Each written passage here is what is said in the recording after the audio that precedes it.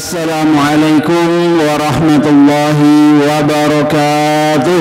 Waalaikumsalam warahmatullahi wabarakatuh. Alhamdulillahi rabbil alamin, wassalatu wassalamu ala asyrafil anbiya'i wal mursalin wa ala alihi wa ashabihi wa man tabi'ahum bi ihsanin ila yaumiddin. Rabbi syrah li sadri wa yassir li amri wahlul 'uqdatam min lisani yafqahu qawli, amma ba'du. Alhamdulillah, ya, puji syukur kehadirat Allah, pada sore hari ini kita bisa hadir kembali, ya, di majelis ini dalam keadaan sehat walafiat, dalam rangka untuk ngaji bareng. Yuk melanjutkan kajian ayat-ayat Al-Quran, insyaallah sampai pada surat Ali Imran ayat 164 dan seterusnya. Mudah-mudahan yang kita pelajari mendapatkan manfaat, tambahan ilmu dan keberkahan dari Allah Subhanahu wa taala. Amin, amin. Salawat serta salam semoga tercurah limpahkan pada Nabi kita Muhammad sallallahu alaihi wasallam. Baik teman-teman semuanya, ya, mari kita baca ayat yang akan kita pelajari ini. Kita awali dengan ta'awudz. A'udzu billahi minasy syaithanir rajim. Bismillahirrahmanirrahim. Laqad manallahu 'alal mu'minina idh ba'atsa fihim rasulan min anfusihim yatlu 'alaihim ayatihi wa yuzakkihim wa yu'allimuhumul kitaba wal hikmah wa in kanu min qablu lafi dhalalin mubin. Awalamma asabatkum musibatun qad asabtum mithlaiha qultum anna hadha qul huwa min 'indi anfusikum innallaha 'ala kulli syai'in qadir. Wa ma asabakum yawmal taqal jam'ani fa bi'idhnillahi wa liya'lamal mu'minin wa liya'lamal ladzina nafaqu wa qila lahum ta'alau qatilu fi sabilillahi aw idfa'u qalu law na'lamu kitaban lattaba'nakum hum lil kufri yawma'idhin aqrabu minhum lil iman yaquluna bi afwahihim ma laysa fi qulubihim wallahu a'lamu bima yaktumun. Alladzina qalu li ikhwanihim wa qa'adu law ata'una ma kutilu qul fajra'u an anfusikumul mauta in kuntum shadiqin. Shadaqallahul azim. Baik. Laqad manallahu, sungguh benar-benar Allah telah menganugerahkan alal mu'minin, atas orang-orang yang beriman, idh ba'atha fihim, ketika Allah mengutus di dalam mereka rasulan, seorang rasul, min anfusihim, dari diri mereka, yatslu alaihim, yang membacakan atas mereka ayatihi, ayat-ayatnya, wa yuzakkihim, dan mensucikan mereka, wa yu'allimuhumul kitaba, dan mengajarkan kepada mereka kitab, wal hikmata, dan hikmah, wa in kanu, dan jika mereka adalah min qablu, dari sebelumnya, lafi dhalalim mubin, sungguh di dalam kesesatan yang nyata. Ya.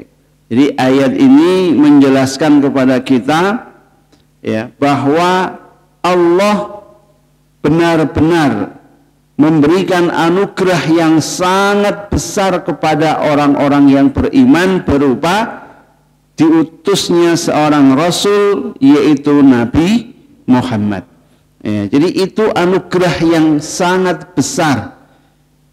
Dulu sejak zaman Nabi Ibrahim itu sudah berdoa, Rabbana wab'ats fihim rasulan, ya Allah, utuslah di dalam mereka seorang rasul.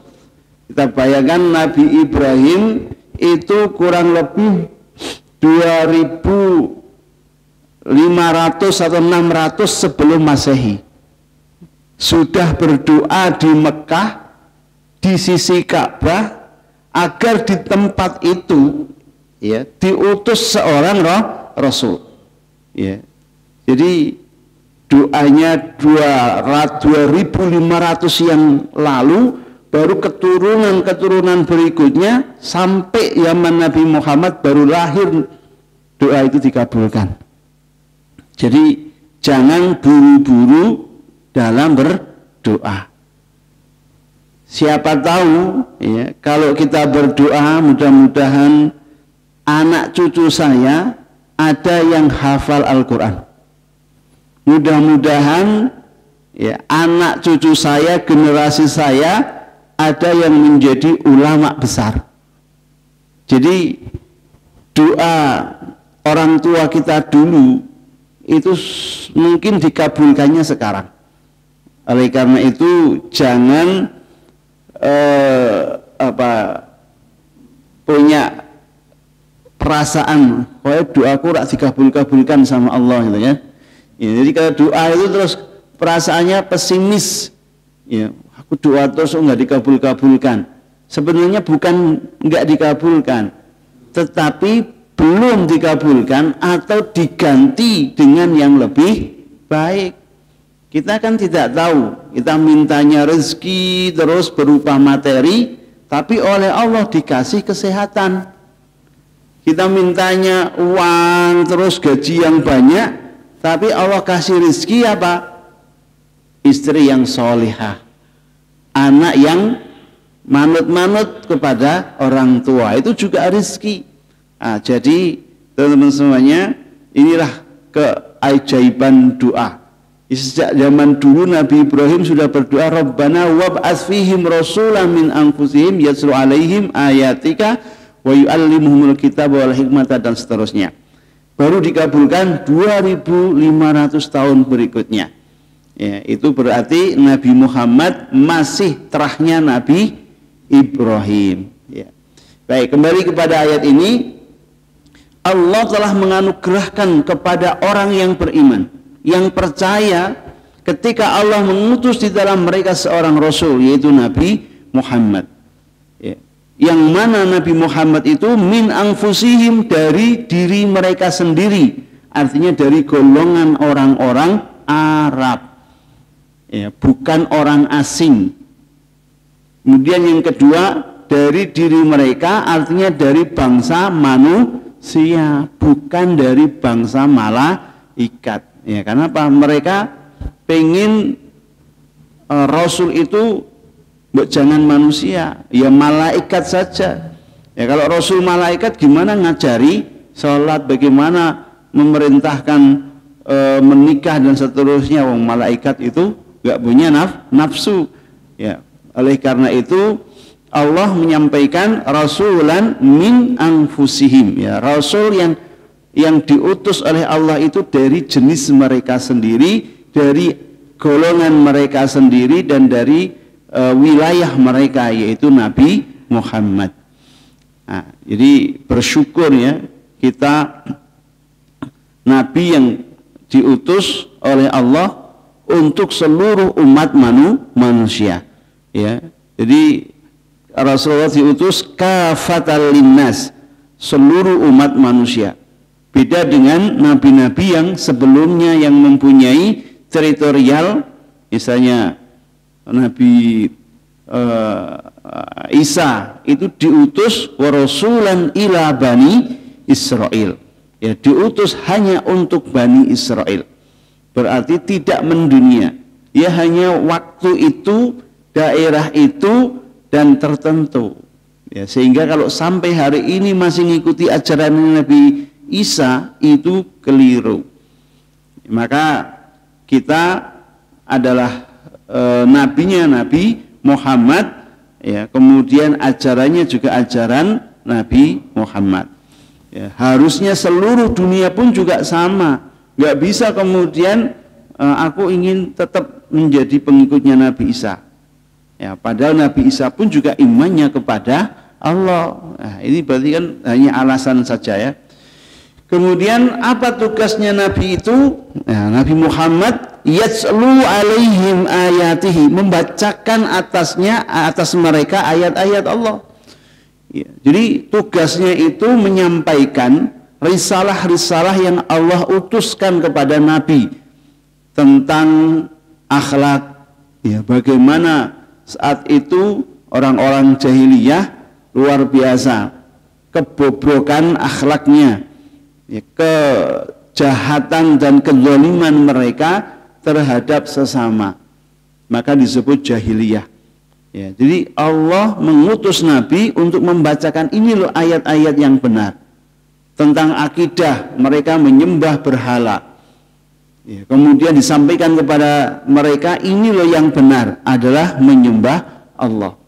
Jadi Rasul menyampaikan kepada mereka ayat-ayat Allah untuk mengembalikan mereka ke jalan yang lurus, karena memang aslinya semua yang lahir itu dalam keadaan fitrah, dalam keadaan lurus beriman kepada Allah. Cuman dalam proses perjalanannya fa'abawahu yuhawidanihi au yunassirani au yumajjisanihi.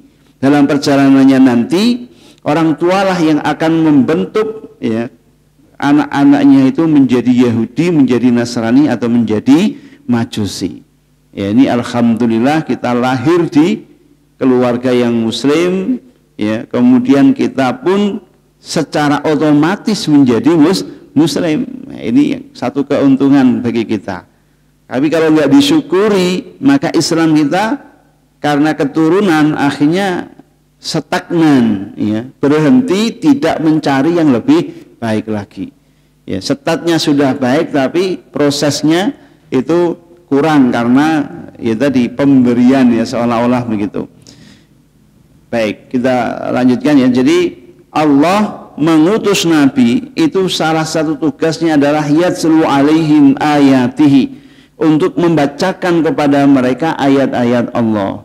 Nah, maka turun nanti wahyu, ya, Al-Quran, ya, selama 22 tahun itu semuanya adalah dalam rangka memahamkan kepada seluruh manusia akan kebenaran yang hakiki. Kemudian apalagi wa yuzakkihim, dan mensucikan mereka dari kemusyrikan, dari penyembahan berhala. Ya, Nabi diperintahkan oleh Allah untuk mengesahkan Allah kepada seluruh manusia, ya, wa yuzakkihim, mensucikan mereka dari semua peribadatan kepada selain Allah. Ya. Karena apa? Karena selain Allah itu lemah, makhluk yang tidak bisa menimbulkan manfaat, juga tidak bisa menimbulkan madarat. Ya, jadi Allah tidak ingin hamba-hambanya itu menjadi sia-sia. Ya, pengagungannya itu sia-sia karena salah dalam memilih itu Tuhan. Kita bayangkan orang yang nyembah patung itu dapat manfaat apa? Apakah kemudian ketika ada masalah kemudian minta kepada patung itu terus patungnya bisa berikan solusi? Ya, kalau dia dapat kesedihan itu kemudian patungnya bisa menghibur? Tidak bisa. Yang bisa hanya Allah.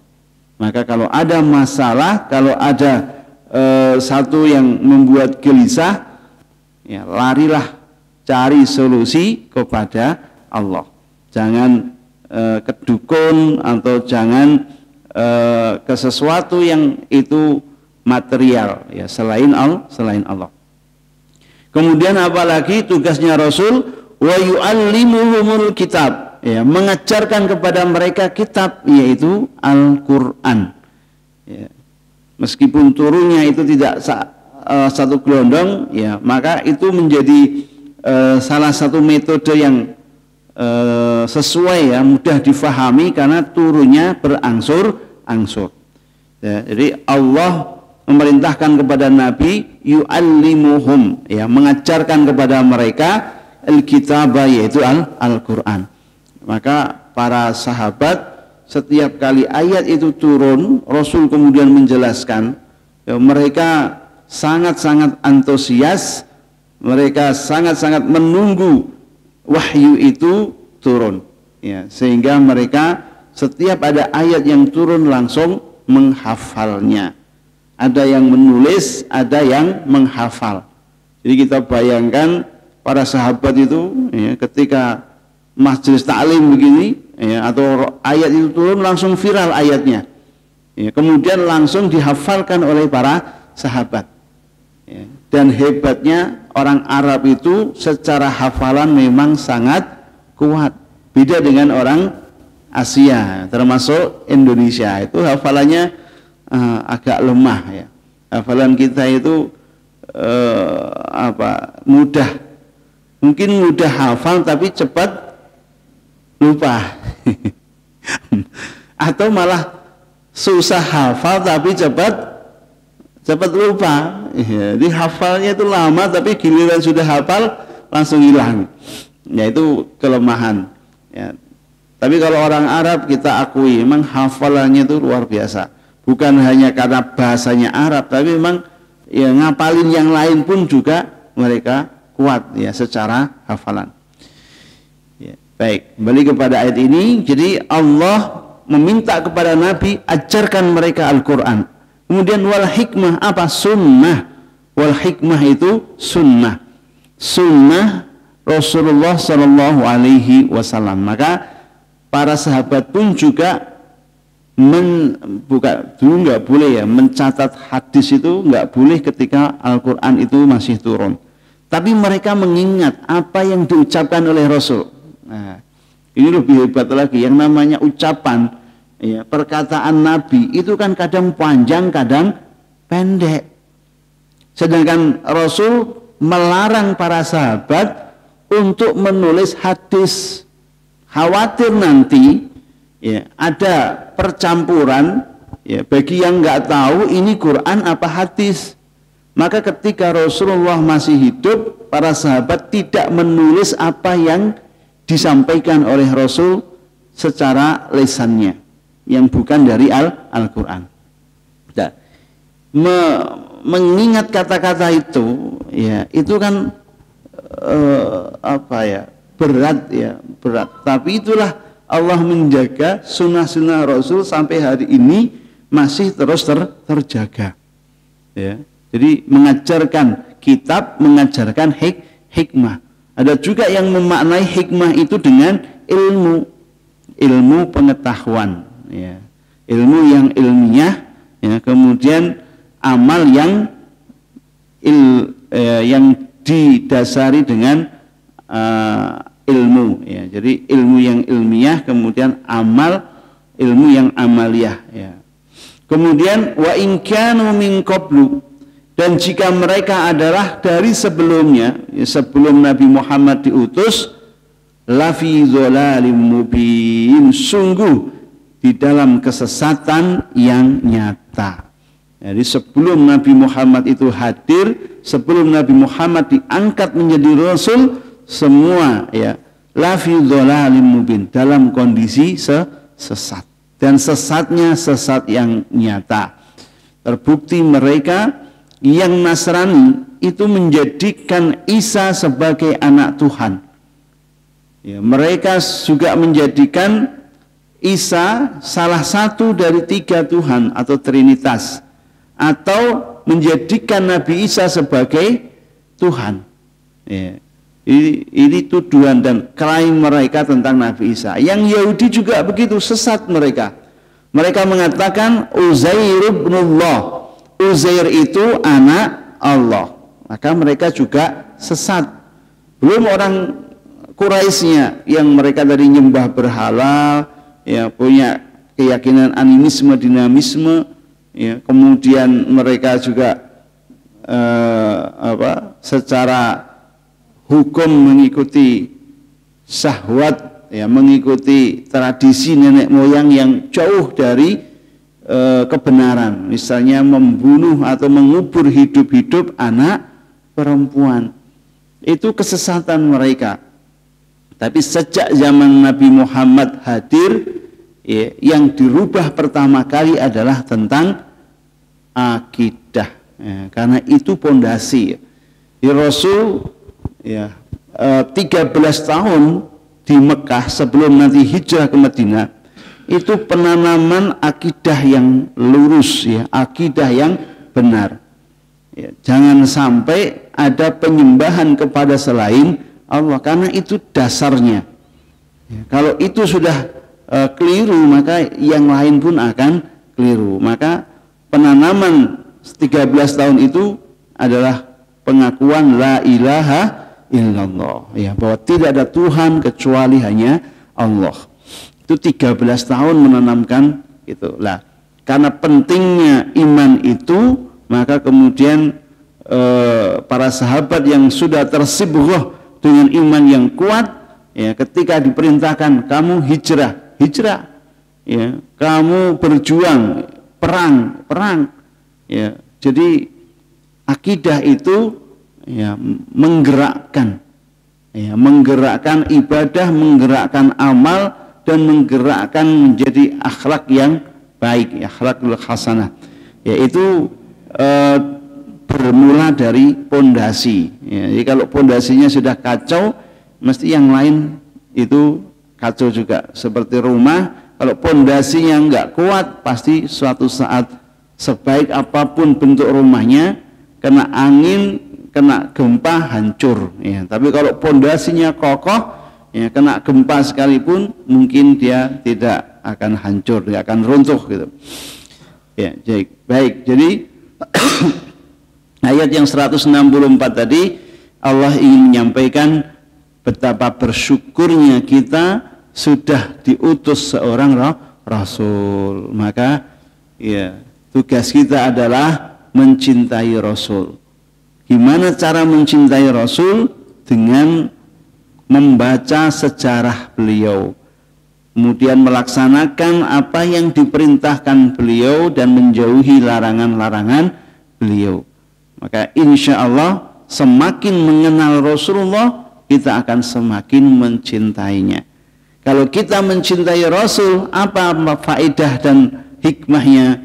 Akan dipertemukan nanti dengan Rasul, ya. Anta ma'aman ahbabta, kamu akan berkumpul bersama orang yang kamu cintai, ya. Para sahabat dulu, ya, kalau bersama Rasul itu mereka senang sekali, ya, mereka sangat-sangat mencintai, terutama para sahabat-sahabat dekatnya, yaitu Abu Bakar, ya. Jadi Abu Bakar itu ketika ditanya apa yang membuat kamu paling suka di dunia ini, Ya, Abu Bakar menjawab, yang paling aku cintai di dunia ini adalah melihat wajahnya Rasul.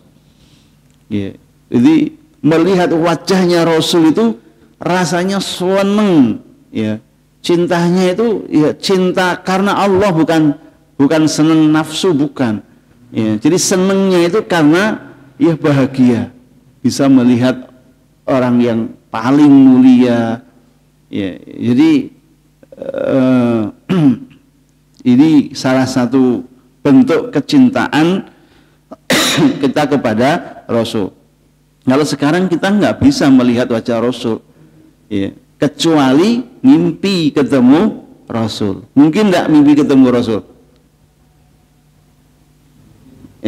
Mungkin nggak mimpi ketemu Rasul? Sangat-sangat mungkin. Dan Rasul juga sudah menyampaikan dalam hadis, barang siapa yang dalam tidurnya mimpi bertemu dengan Rasul, maka itu adalah mimpi yang benar. Ya. Waalaikumsalam. Ya. Jadi orang yang mimpi bertemu dengan Rasul itu adalah mimpi yang benar. Karena setan tidak akan bisa menyerupai wajah Rasul. Jadi kalau misalnya nih kita mimpi kemudian ada informasi itu Rasul, itu mimpi yang benar. Itu mimpi yang benar. Dan banyak orang yang sudah bermimpi ketemu Rasul. Ya. Apakah mereka orang yang bahasanya wali atau orang yang ibadahnya khusyuk? Ya, siapa saja kalau dia punya kecintaan yang kuat terhadap Rasul, mudah-mudahan dianugerahi mimpi ketemu dengan Rasul. Ya.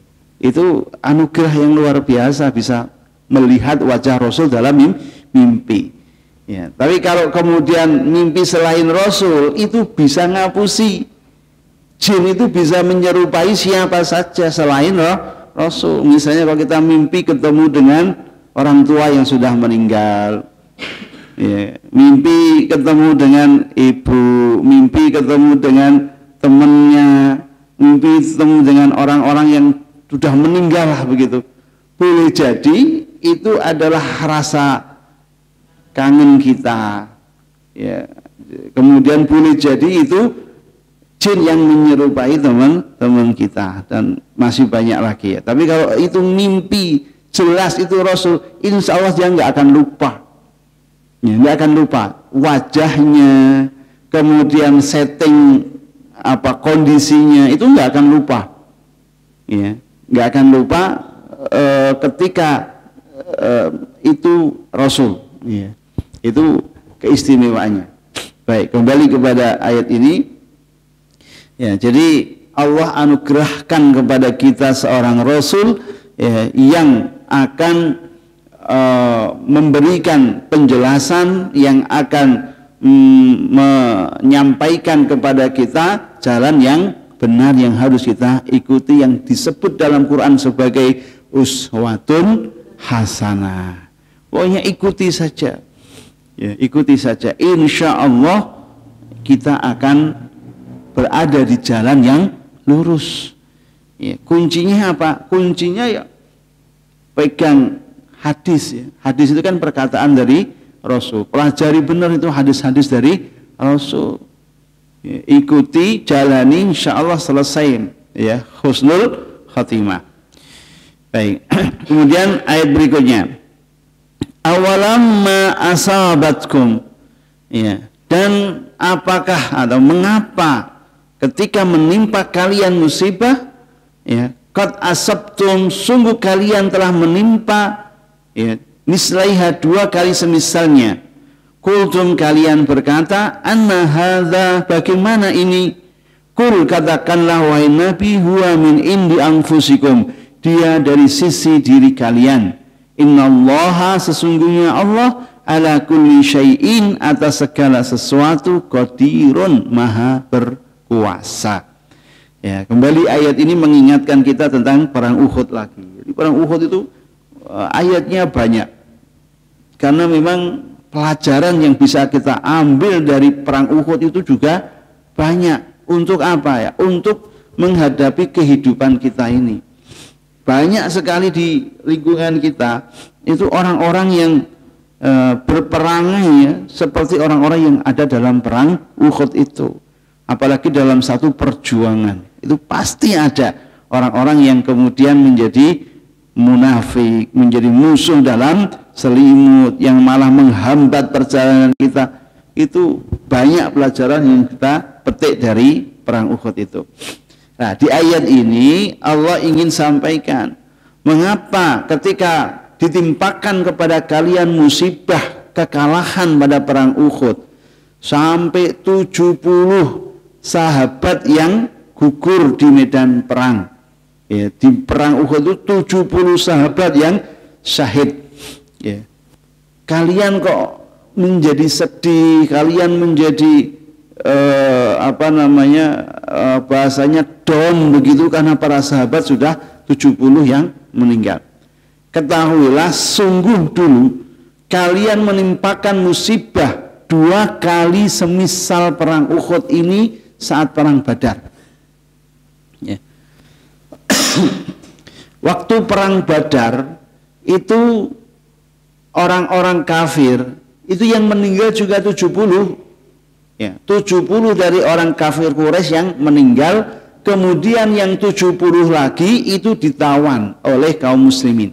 Ya, berarti kan 2 kali jumlah dari perang Uhud. Kalau perang Uhud kaum muslimin yang meninggal 70. Perang Badar kaum kafir yang meninggal 70, yang ditawan 70. Berarti kan 140 yang mereka alami kekalahan itu. Artinya kekalahan dengan meninggalnya 70 sahabat itu ya masih belum seberapa dibandingkan kekalahan mereka pada perang Badar. Ya. Tapi apa kata kalian?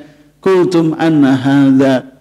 Ya, mereka mengatakan kok bisa seperti ini?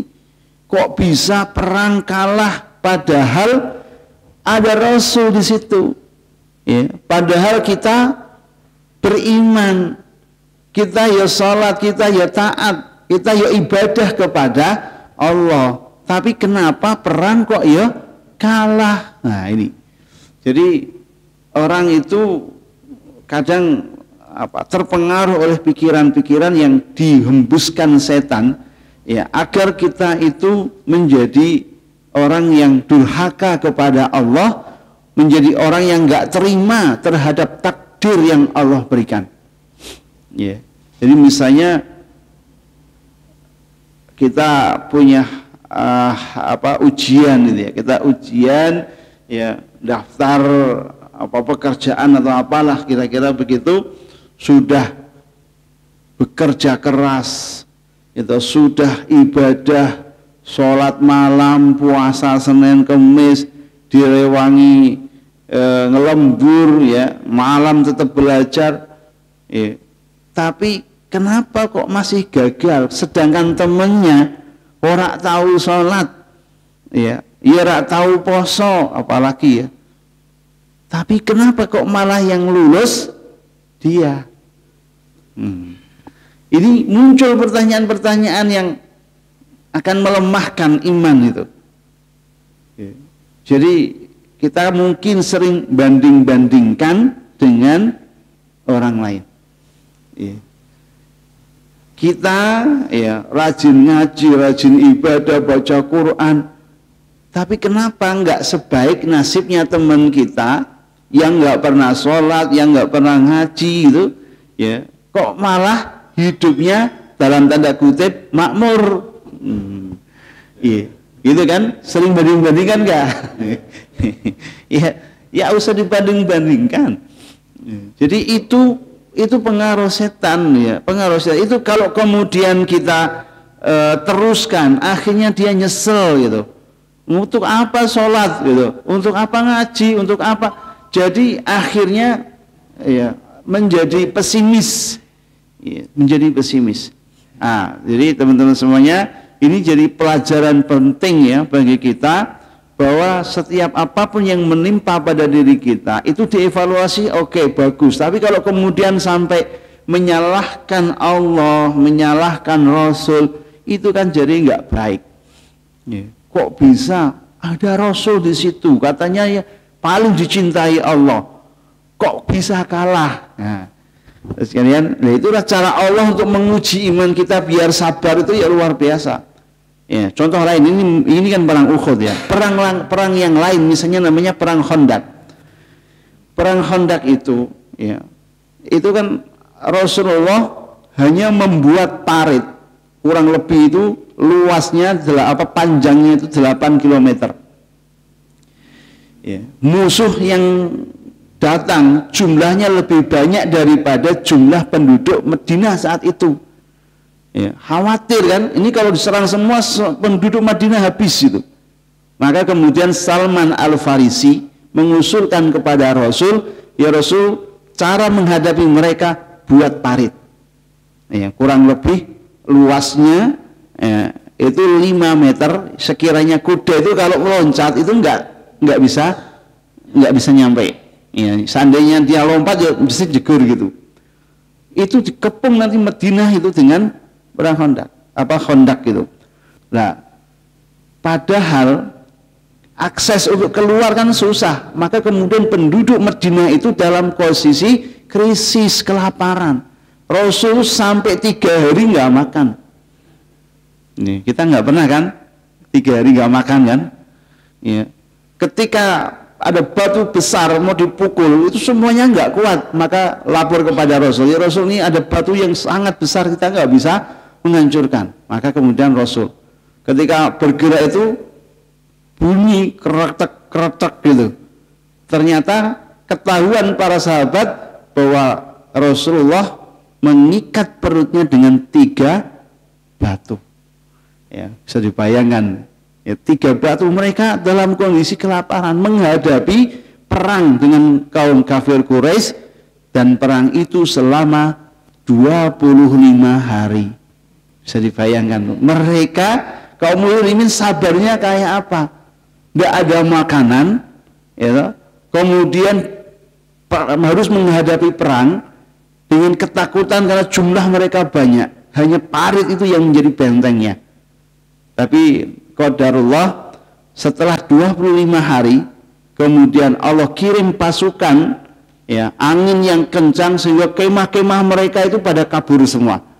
Ya, mereka ketakutan, kedinginan, akhirnya mereka pulang. Ya, ini cara Allah untuk menolong kaum muslimin. Pertanyaannya, kenapa enggak sejak awal? Iya kan? Ya, tidak harus kelaparan dulu. Gitu. Orang kan, ini gimana sih Allah, kita udah kelaparan nggak ditolong-tolong. Ya. Hatta yaqula ar-rasul walladzina amanu ma'ahu mata nasrullah. Sampai kaum muslimin bilang kepada Rasul, ya Rasul, kapan pertolongan Allah ini akan datang? Ala inna nasrallahi qarib. Ingat, pertolongan Allah sudah sangat dekat. Sabar, yang penting sabar. Sabar dan sholat. Kuncinya itu. Biar pertolongan Allah itu datang. Ya. Jadi kita memang selalu husnuzon ya kepada Allah, agar apa musibah yang menimpa pada kita itu nanti akan menjadi sebuah bahasanya itu kebahagiaan yang akhirnya membuat kita paham, oh inilah yang Allah kehendaki gitu. Ya, seperti inilah cara Allah untuk membuat kita bahagia. Coba kalau hari pertama sudah menang, bahagia nggak seperti ketika sudah 25 hari baru ditolong oleh Allah. Ya, jadi Allah menolong dengan caranya, dan Allah ingin melihat hambanya itu sabar apa tidak. Ya, karena kan hidup di dunia kan cuma sementara. Ya, kira-kira habis itu kan kemudian langsung pindah ke akhirat. Jadi menghadapi dunia itu ya ada sabar saja, cukup sabar saja, selesai itu. Ya. Jadi menghadapi semua problematika di dunia itu cukup dengan sabar. Itu selesai semua. Ya. Ya, sabar dan sholat tentunya kan, itu nanti selesai semua. Kalau kita sudah meninggal dunia kan selesai, berarti kan tinggal menikmati kesabaran ketika di dunia. Nah, cuman untuk bisa sabarnya itu yang berat ya kan. Karena kan mesti kita berpikir seperti, kok bisa perang ada Rasul di situ kemenangan sudah di depan mata, kok ya akhirnya lepas gitu.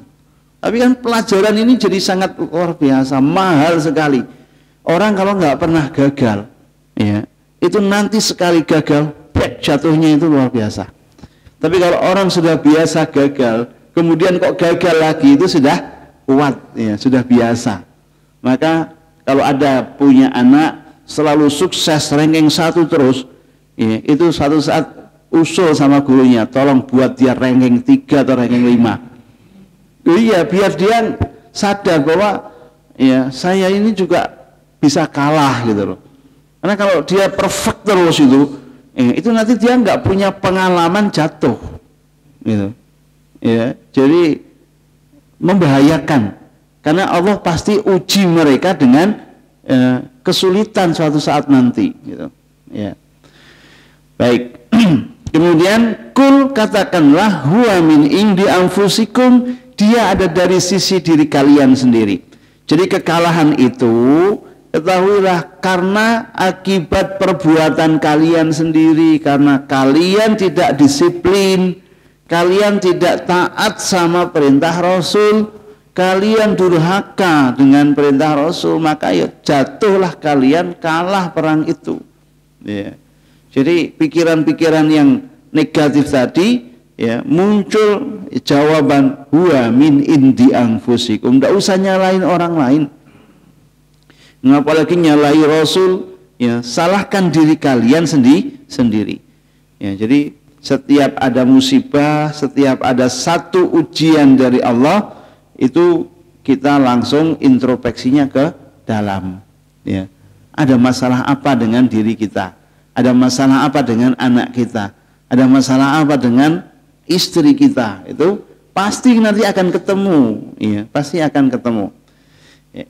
Nah, kemudian innallaha ala kulli syai'in qadir. Sesungguhnya Allah atas segala sesuatu maha berkuasa. Sangat-sangat berkuasa, membalikkan kemenangan menjadi kekalahan. Itu kayak sepak bola itu ya. Udah menang terus kalah di menit terakhir lagi, itu kan menyakitkan gitu. Ya, ini kan last minute, wong sudah menang. Ya, perang Uhud itu kan sudah menang, wong sudah tinggal ngambil harta rampasan. Tetapi karena lengah, ya, akhirnya menjadi, ya, bumerang, kalah. Ya. Itu, ya, kira-kira sama tim seperti tim mana itu yang seperti itu? Yang ahli bola, ya. Ya. Jadi jangan sampai, ya, peristiwa yang terjadi pada perang Uhud itu menimpa pada diri kita. Karena bagi Allah sangat mudah untuk membolak-balikkan. Ketika kita dalam posisi berharta, ya, kaya, itu jangan kemudian menyombongkan diri. Suatu hari ketika Allah uji, misalnya pandemi, berapa banyak orang yang pandemi itu ketika awalnya moncer, gitu, tahu-tahu setelah pandemi langsung back, ya, langsung jatuh. Dan kalau udah seperti itu, bangkitnya itu, move on-nya susah, itu berat, ya, karena jatuhnya sudah terlalu dalam. Nah, inilah yang harus kita selalu waspada, ya, selalu berhati-hati, karena dunia itu ya sifatnya seperti itu, ya, kadang menang, kadang kalah. Ya, ketika menang jangan sombong, suatu hari nanti akan kalah. Ketika kalah jangan sedih, suatu hari akan menang. Yang penting, ya, semuanya itu untuk membuktikan bahwa Allah itu berkuasa. Yakin itu saja, ya. Jadi semua kemenangan dan kekalahan itu hanya untuk membuktikan bahwa Allah itu berkuasa loh. Kamu jangan main-main. Allah itu berkuasa, ya. Jangan mentang-mentang kamu siapa, dia siapa, ya. Itu kalau sudah muncul innallaha ala kulli syai'in qadir, kita nggak bisa apa-apa, ya. Jadi yakinkan, pahamkan innallaha ala kulli syai'in qadir, ya.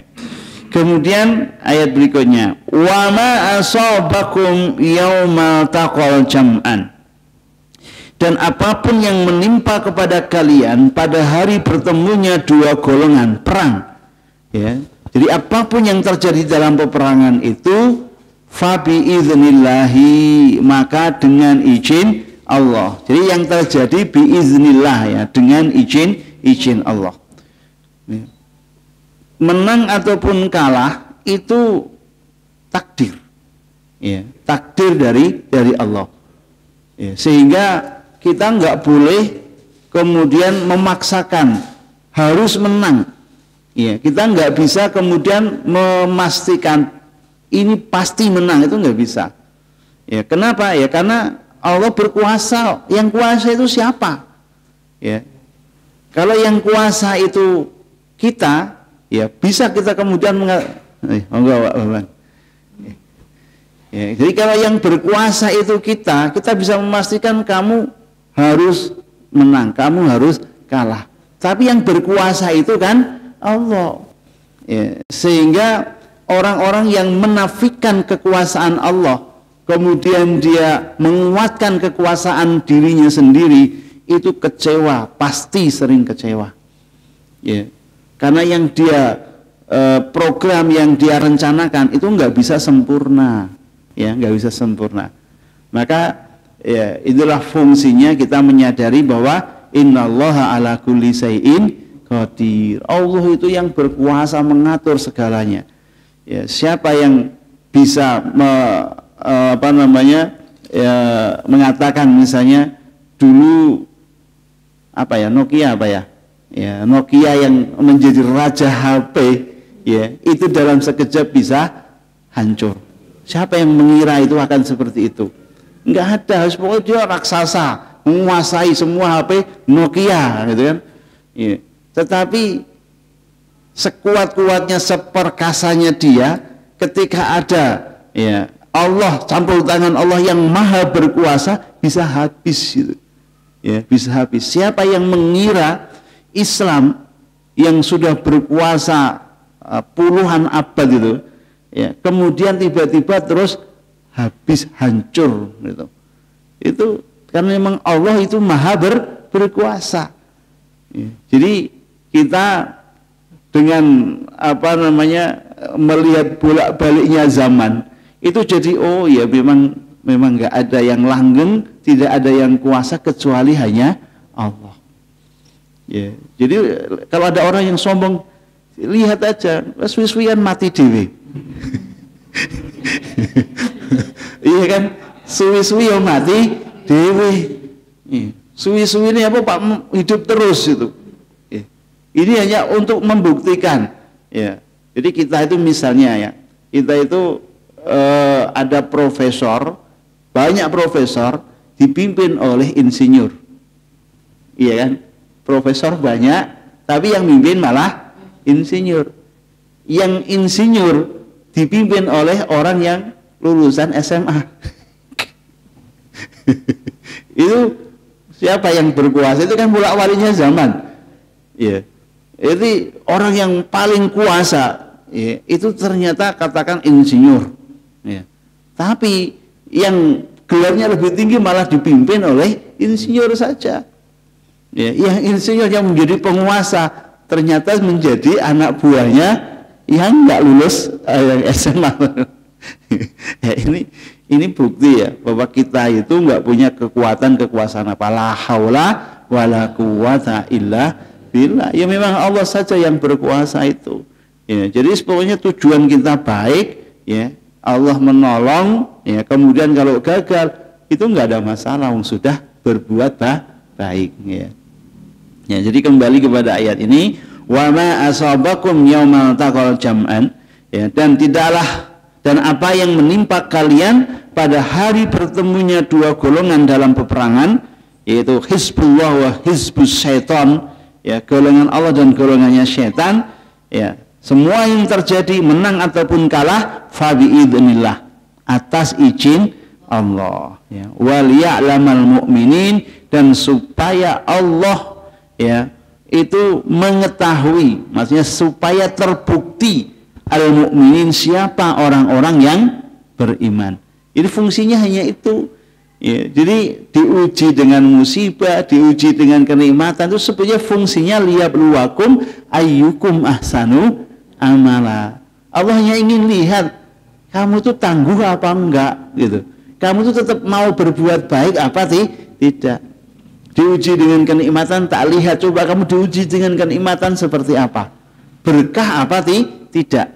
Ya, berkah itu ya definisinya kurang lebihnya sedikit cukup, banyak tidak menimbulkan madarat. Ya. Sedikitnya cukup, banyak tidak menimbulkan madarat. Nih, itu insya Allah berkah. Ya. Tapi kalau sedikitnya saja nggak cukup, gitu, banyaknya malah menimbulkan dosa, itu berarti jauh dari keberkahan. Jadi berkah itu sedikitnya mencukupi, ya, kemudian banyaknya tidak menimbulkan bahaya atau madarat, ya, tidak menimbulkan dosa. Ya. Jadi fungsinya hanya itu, untuk mengetahui, untuk membuktikan siapa hamba-hamba Allah itu yang beriman sama yang kurang beriman atau yang tidak beriman. Diuji semua, cuman ujiannya kan beda-beda. Ya, ujian kita ini kan beda-beda. Ya, karena mungkin beda kelas. Ya, kalau beda kelas kan ujiannya beda. Ya. Orang yang kaya dengan yang miskin itu ujiannya juga beda.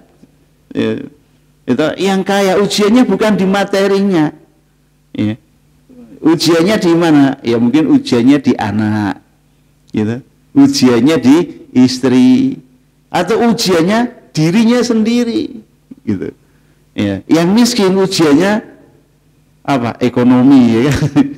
Ekonomi, mungkin istrinya baik, anaknya baik. Ya, jadi masing-masing itu kelasnya beda, maka ujiannya juga beda.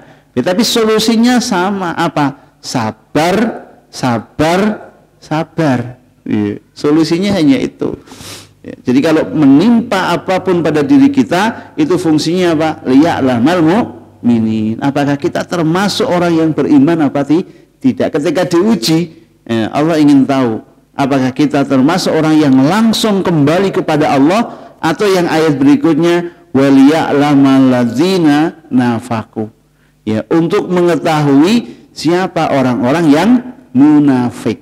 Ya, jadi perang Uhud itu sebenarnya Allah hanya ingin memisahkan kaum muslimin, ya, dari mana yang benar-benar solid imannya, mana yang imannya itu separuh-separuh atau cenderung tidak beriman. Ya, fungsinya itu. Ya. Sampai korbannya kan Rasulullah itu sampai gigi serinya itu tanggal. Gigi seri itu gigi mana? Samping ya. Ya. Itu kemudian helmnya kalau kita katakan itu sampai pecah dan Rasulullah berdarah. Ya, itu bisa dibayangkan, ya, untuk bisa memisahkan mana yang beriman, mana yang munafik, harus menelan korban sebegitu. Sampai Rasul sendiri mengalami luka. Ya. Jadi kalau misalnya nyun sewu, misalnya di rumah tangga kita, ya. Ya, kemudian ingin menjadikan satu itu kebaikan, kadang Allah bring ada masalah. Biar apa? Biar solid. Ya. Untuk suami istri biar solid, mungkin Allah uji pada anak.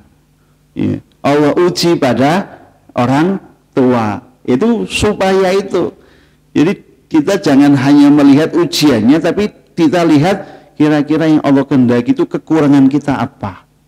Ya, sehingga tadi kalau perang Uhud waliya'lamal mu'minin waliya'lamal ladzina nafaqu.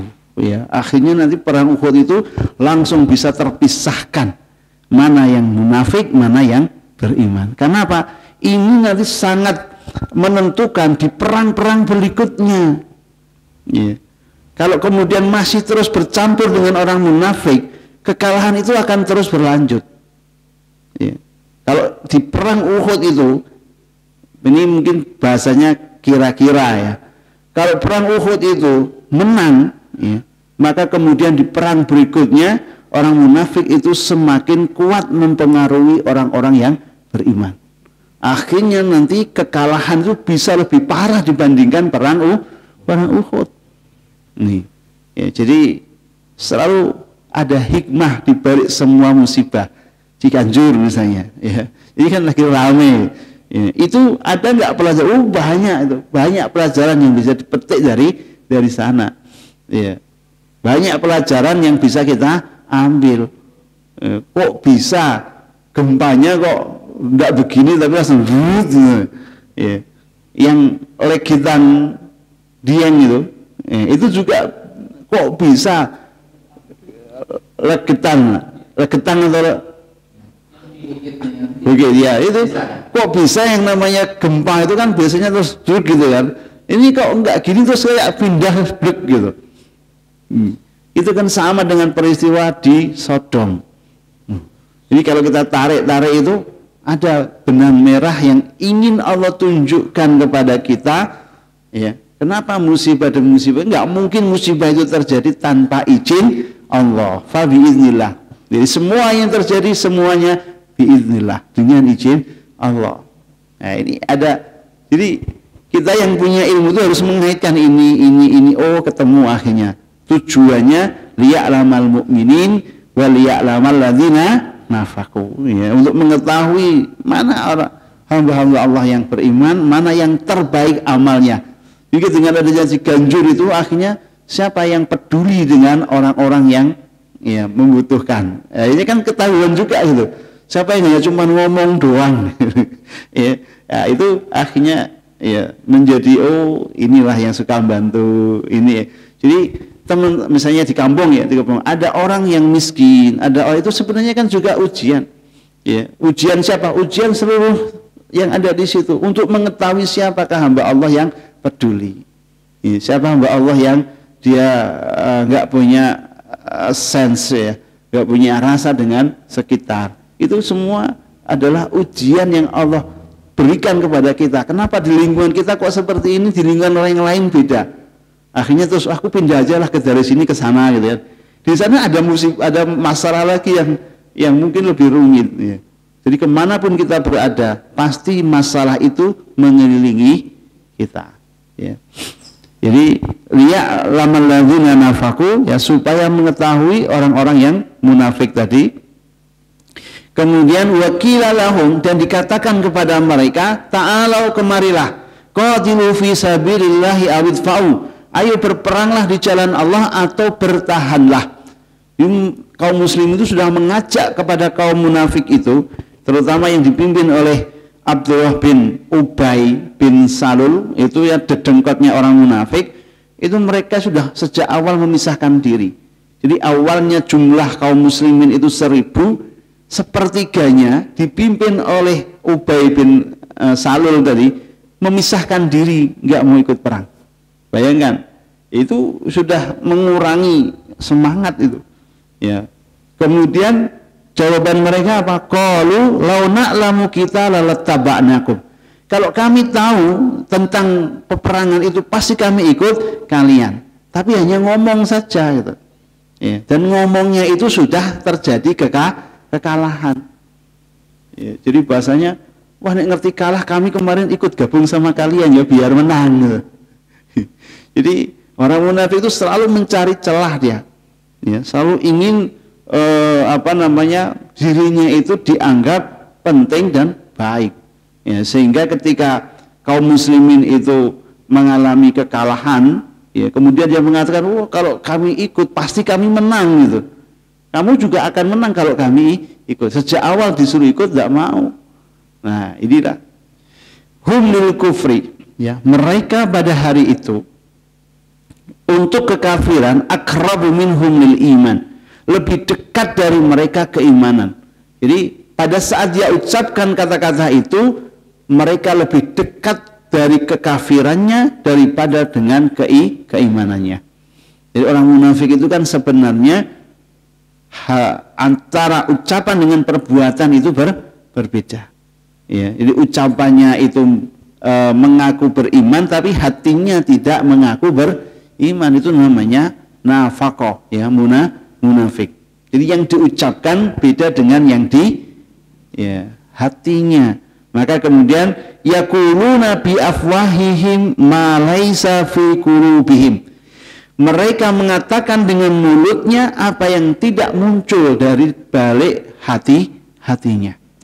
Jadi yang diucapkan beda dengan yang di hati. Ya, sehingga ketika kaum muslimin itu menang, ya, mereka hatinya itu jengkel. Tapi ketika kaum muslimin itu kalah, ya, mulutnya itu kayak menasihati tapi hatinya senang. Ya, itulah orang yang munafik, ya. Jadi antara lisannya dengan hatinya itu tidak sinkron, ya, tidak sambung. Cuman siapa yang ngerti urusan hati? Ya, kita kan hanya menilai dari mulut atau dari ucapan. Ya, tapi ya suatu hari pasti akan ketahuan. Ya. Kalau diperhatikan suatu hari, oh ternyata ya, jebule, ya, omongannya begitu-begitu, ternyata tindakannya kok begitu. Itu suatu hari Allah akan tampakkan, sama akhirnya perang Uhud itu.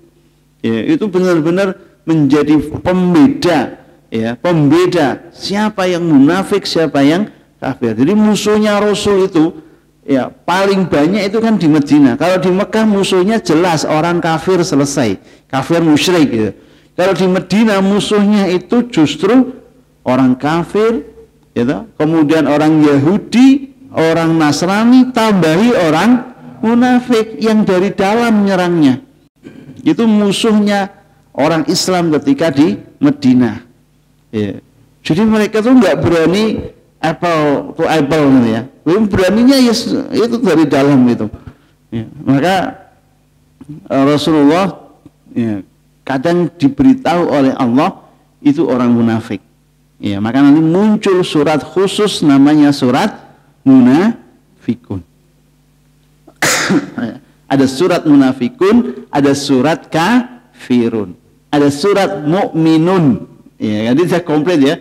Ada surat mukminun, ada surat munafikun, ada surat kafirun. Ya, ada 3 surat itu yang menyebutkan tentang 3 jenis, 3 macam manusia. Ya. Nah, akhirnya ayat itu ditutup dengan wallahu a'lamu bima yaktumun. Ya, Allah itu Maha tahu. Allah lebih tahu dengan apa yang mereka sembunyikan, ya, yang ada di dalam hati. Ya, mereka hanya menampakkan ucapan-ucapan.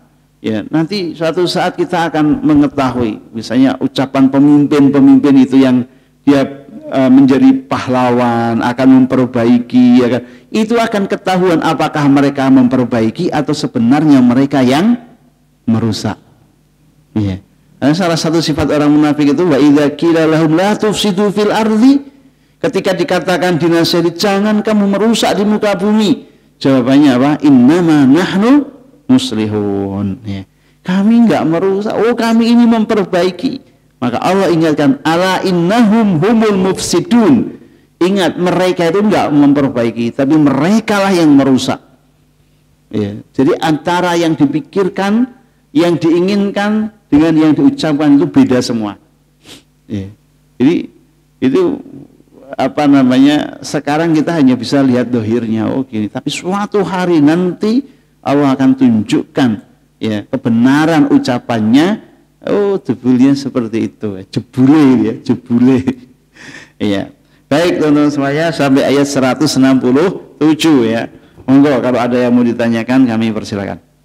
Assalamualaikum warahmatullahi wabarakatuh. Waalaikumsalam. Pak Ustadz, ini sedikit menanyakan, ya Pak. Ini kan kaitan di Indonesia ini, ya Pak. Ini kan akhir-akhir ini kan kejadian musibah kan, bencana itu kan silih berganti. Dari mulai gempa bumi di Cianjur, kemudian gempa yang lain juga, dan termasuk yang terakhir ini kan kemarin Semeru. Nah, kalau melihat hal nggak salah di ayat Allah kan ada yang menerangkan bahwa apabila ada di suatu negeri itu muncul bencana-bencana, berarti kan apakah itu tanda-tanda bahwa rakyatnya itu istilahnya mengingkari ayat-ayat Allah atau bagaimana Pak? Nah mungkin itu Pak, itu bisa dijelaskan untuk korelasinya. Terima kasih. Assalamualaikum warahmatullahi wabarakatuh. Assalamualaikum warahmatullahi wabarakatuh. Ya, salah satu yang mengundang azab itu adalah dosa. Ya, dulu pada zaman Khalifah Umar bin Khattab itu terjadi gempa juga. Yang namanya Arab itu, ya ada gempa itu kan jarang-jarang, aneh itu. Kenapa? Karena gunung batu itu tancapannya ke dalam itu lebih dalam gitu. Beda dengan gunung yang seperti kita itu, ya Indonesia itu nggak begitu dalam. Tapi kalau yang gunung-gunung batu itu ke dalamnya itu tinggi jauh sekali. Maka tingkat gempanya itu jarang-jarang sekali. Aneh kalau gempa. Maka ketika zaman Umar itu terjadi gempa yang pertama, ya, itu mungkin ini peringatan dari Allah, gitu ya. Peringatan dari Allah.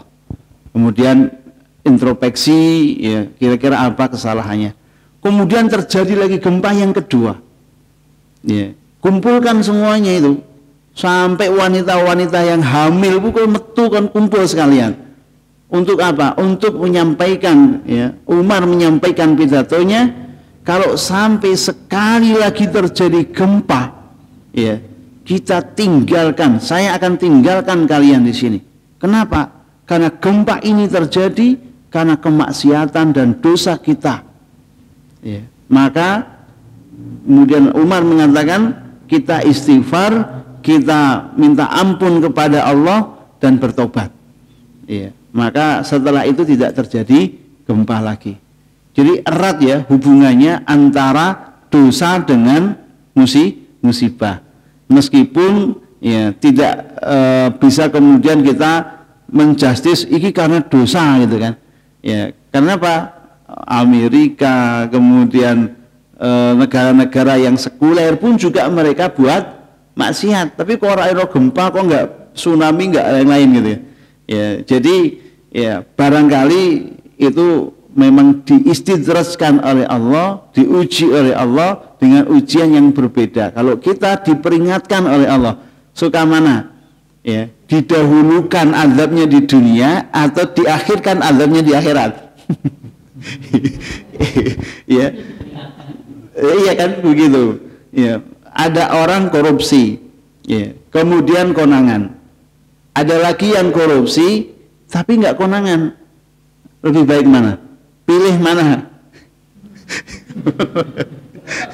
Iya, ini sama-sama korupsinya. Yang konangan, akhirnya dia kan kemudian tobat. Ya, dia koreksi diri. Oh, saya salah. Dia minta ampun kepada Allah. Baiknya begitu.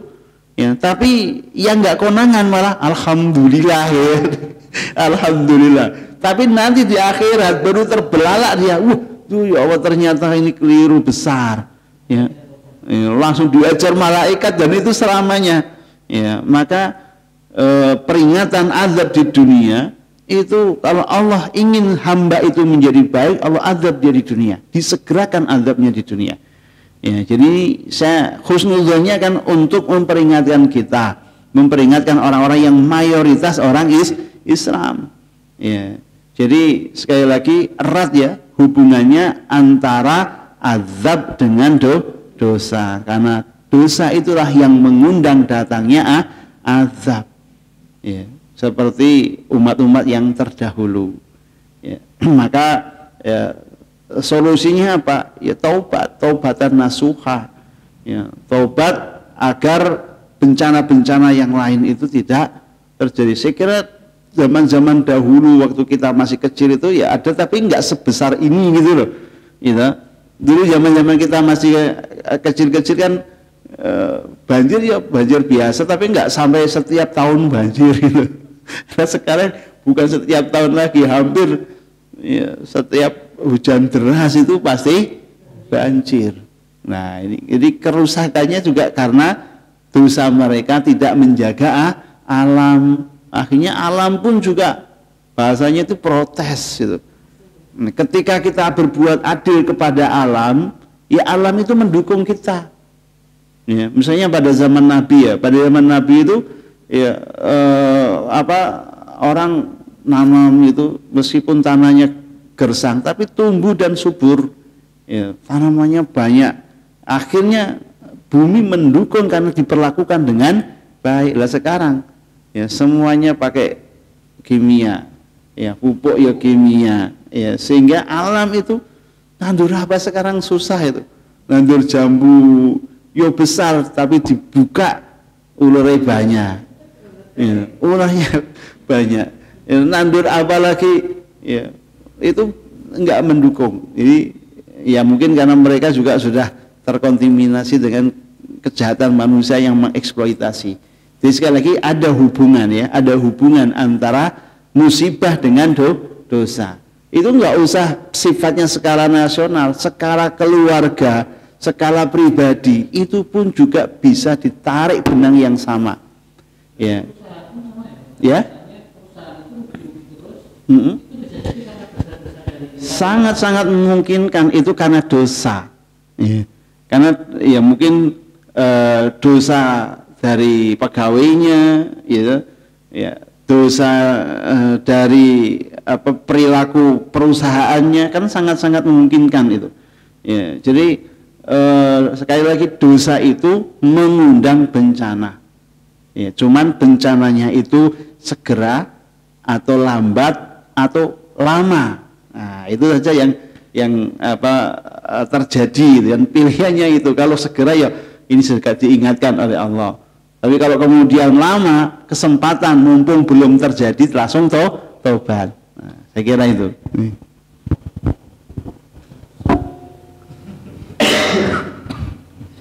Masih ada lagi? Mungkin yang lewat Zoom ada yang mau bertanya? Kalau tidak ditutup dengan doa, Pak. Monggo Bapak. Biar terhindar dari dosa. Iya. Oke, baik teman-teman semuanya, mari kita berdoa kepada Allah Subhanahu wa taala agar senantiasa Allah mengistiqomahkan iman kita, memberikan petunjuk kepada kita jalan yang baik, jalan yang benar, dan kita bisa istiqomah. Al-Fatihah. A'udzu billahi minasyaitonir rajim. Bismillahirrahmanirrahim. Alhamdulillahirabbil alamin arrahmanir rahim maliki yaumiddin. Iyyaka na'budu wa iyyaka nasta'in ihdinas siratal mustaqim siratal ladzina an'amta 'alaihim ghairil maghdubi 'alaihim waladdallin. Bismillahirrahmanirrahim. Alhamdulillahirabbil alamin hamdan yuwafi ni'amahu wa yukafi mazidah. Ya Rabbana wa lakal hamdu kama yanbaghi li jalali wajhika wa 'azimi sultanik.